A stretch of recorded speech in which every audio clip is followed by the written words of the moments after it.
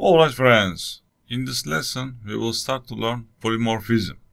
So, polymorphism is one of the most important concepts in object-oriented programming. It comes from Greek words. Poly means many and morph means form, meaning many forms. So in programming it means the same function or operation behaves differently in different situations. So we start with method overriding. I have an example. I have already written this. Suppose we have a base class named animal and then two child classes, dog and cat.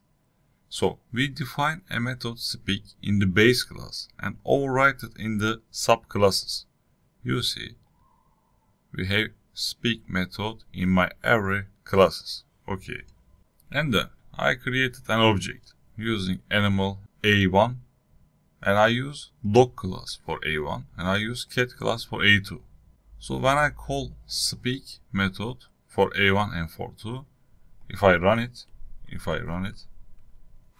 you see first dog barks and second cat meows appears on the screen. Because as you see in the dog class, this method prints dog barks, and then in the cat class, speak method prints cat meows. So I instantiate using dog class and cat class for two objects and they behave differently. That's one of the example of method overriding in polymorphism. I hope you understand it. Super.